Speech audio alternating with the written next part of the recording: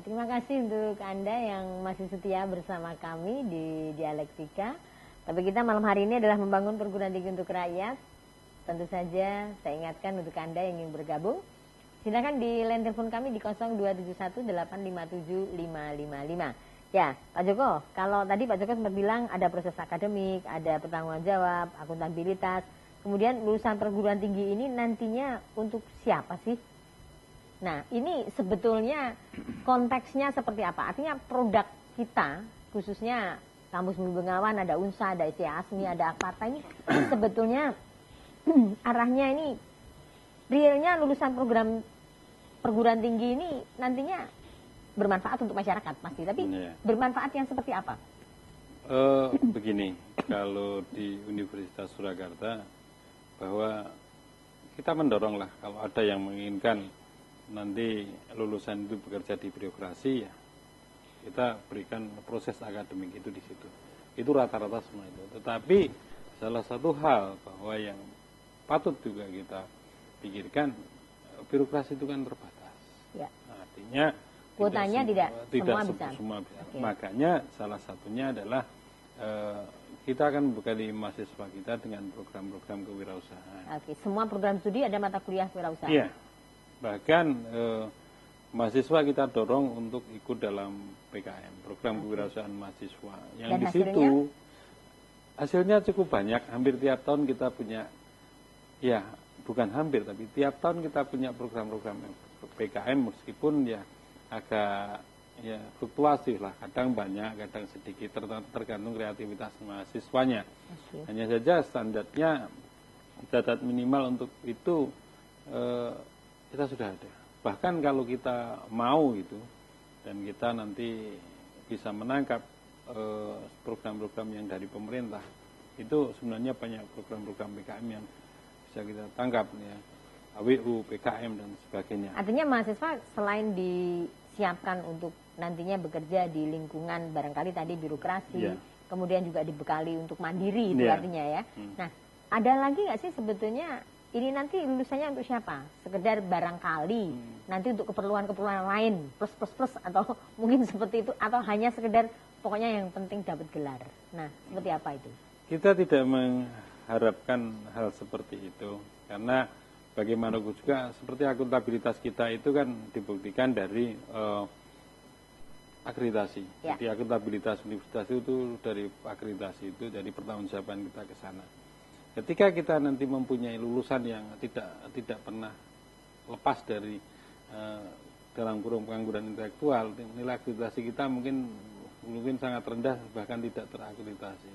Oleh karena itu kita siapkan bahwa paling tidak untuk bisa terserap di dunia kerja itu maksimal itu adalah 6 bulan dari dia lulus. Ya. Oleh karena itu maksimal itu kita rata-rata mungkin 3-4 bulan lah. Sudah terserap ya? Sudah terserap di dunia kerja. Oleh karena itu di beberapa program studi ini program praktek kuliah kerjanya itu menjalin kerjasama dengan industri. Ya. Kemudian yang jurusan program studi yang lebih cenderung kepada birokrasi, ya mereka menjalin dengan artinya sesuai dengan kebutuhan juga ya? Iya. Itu juga diantisipasi oleh perguruan tinggi. Bahkan ini satu hal yang cukup menarik, salah satu mahasiswa kami, ini baru salah satu karena kemarin baru terbuka. Ketika mereka magang, itu langsung ditawari silahkan memberkaskan diri. Artinya kalau nanti kamu lulus, tinggal melengkapi persyaratan dan mungkin nanti bisa masuk di dalam proses seleksi. Gitu. Oke, kalau kita bicara data, tadi artinya lulusan itu ditampung atau mungkin sudah siap untuk ini. Pak Sulis, ya kita terima telepon dulu. Baik. Halo, selamat malam. Selamat malam. Ya, dengan Mbak Wati di Jogja?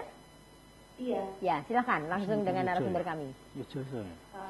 Ini Pak mau menanyakan sebagai perguruan tinggi rakyat, jika siswa atau mungkin saya mungkin berprestasi di bidang ilmiah atau olahraga, apakah bisa beasiswa itu untuk membackup perkuliahan?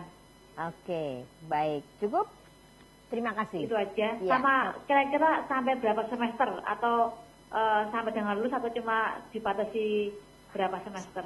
Oke, silah. Mbak Wati mungkin ada yang diminati program studinya atau barangkali ingin melanjutkan studi di perguruan tinggi apa gitu?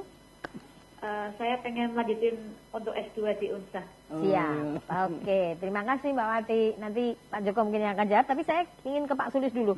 Pak Sulis, artinya kalau kita bicara data, perguruan tinggi ini sudah menyiapkan tadi seperti yang disampaikan Pak Joko bahwa ini ada output, yang output ini diharapkan bisa diserap di birokrasi, mandiri, kemudian nanti mungkin juga bisa bekerja di lapangan pekerjaan apapun. Nah, ini seperti apa Pak Sulis? Artinya sentuhan keputusan itu harus berbasis pada data ya.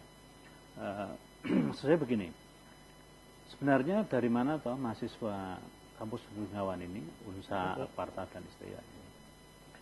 Dari segi wilayah misalnya, mereka adalah pinggiran-pinggiran ternyata. Oke. Dari segi kelas ekonomi, ternyata mereka menengah bawah. Oke. Tidak ada anak pejabat yang kuliah di situ. Ya. Kalau ada pejabat pasti akan pastinya akan yang lain. Ya. Nah, inilah yang maksudnya segmentasi. Oke. Segmentasi yang dilayani. Yang kedua, di dalam mensegmentasi ini, saya kembalikan kepada sebenarnya mereka di daerah itu punya potensi apa? Oke. Yang saya katakan aset tadi. Ya. Ada mahasiswa yang bapaknya dagang, Ya. misalnya. Kenapa dia tidak mengembangkan apa yang sudah dirintis oleh orang tuanya itu? Jika mengantarkan ya Nah, sana ya. sehingga dia kembali lagi dan pendidikan tidak akan asing dari habitatnya. Oke, artinya tutorialnya pun juga bisa bersifat Ya, pribadi. ya artinya Seperti itu nanti ada langkah berikutnya yang namanya job hunting. Oke. Pada akhirnya itu ada satu asistensi untuk menilai diri sendiri, self assessment tadi. Sebenarnya saya itu punya potensi apa? Ya. Nah, kemudian disitulah sebenarnya akan muncul kebutuhan-kebutuhan untuk. Kalau kita bicara di sistem akademik, berarti sebetulnya peran pembimbing akademik ini penting untuk mengetahui latar belakang dari mahasiswa-mahasiswa tersebut. Ya, memang secara formal pembimbing akademis itu kan yang paling tahu dengan mahasiswa secara emosional maupun secara pendidikan. Nah, data dan fakta bisa berangkat dari situ sebenarnya. Oke. Nah, sebelum kita lanjutkan lagi, Nah, mungkin kemudian tadi ada pertanyaan dari Ada pertanyaan Mbak siapa tadi? Mbak Wati. Nah, itu ini gimana Pak Sulis? Jadi olahraga, artinya kalau punya prestasi, itu bisa nggak sih barangkali sampai lulus gitu, baik mungkin S1 atau mungkin di Akparta atau mungkin di S2? Kalau yang STA ASMI itu kan dia juga UNSA Akparta itu kan mesti ada voli, ada futsal, ada sepak bola. Ini akan difasilitasi, ada klaster beasiswa yang namanya prestasi tadi. Untuk detailnya silahkan menghubungi saya asli gitu ya. Jadi nanti karena kalau kita bicara detail ya Pak Joko, barangkali tadi pertanyaannya karena satu semester prinsipnya welcome ya. Welcome ya. Artinya apakah itu 1 semester, 2 semester atau sepanjang hayat belajar di UNSA dapat free, sepanjang hayat di STA ASMI dapat free ini. Ini yang saya mau tadi peruntukan tadi. Oke. Peruntukan ada masukan, kemudian kita kembalikan lagi. Artinya membangun perguruan tinggi untuk rakyat itu salah satunya pertanyaan Mbak Wati tadi. Peruntukan tadi. Ya, peruntukannya seperti apa Pak? Ya, kalau kita beasiswa itu diberikan sesuai dengan ya kalau di UNSA ada masa studi lah. Kalau S1 ya diberikan selama 8 semester. Tetapi ingat bahwa beasiswa itu bukan semata-mata saya udah olahraga nggak perlu kuliah ngerti-ngerti lo nggak bisa itu. Beasiswa itu tetap proses TBM-nya tetap. Prestasi olahraga jalan terus, prestasi akademik harus jalan terus. Bahkan kalau nanti persaingan itu semakin ketat, kita juga akan membatasi. Artinya sekarang kan kita juga banyak, misalnya semua pemain sepak bola masuk ke situ 100 orang gitu kan juga ya harus kita seleksi lah. Kita butuh juga kita harus punya pemain berapa kan gitu. Tapi seni, budaya, olahraga, kemudian ya prestasi yang lain di UNSA kita hargai. Apa yang disampaikan Pak Sulis tadi kita welcome. Iya. Sebelum break saya ingin ke Bu Desti dulu. Bu Desti, kalau di Akparta sendiri bagaimana serapan pasar dari lulusannya? Ya, kalau di Akparta kan sekolah profesi ya Bu. Jadi mereka itu pas OJT, jadi semester 6 biasanya itu sudah malah di booking. Jadi misalnya ada di luar dan sebagainya. Jadi artinya pasar ini sudah ya. Dan kita lulusan itu biasanya langsung terserap di stakeholder. Oke, baik, luar biasa sekali.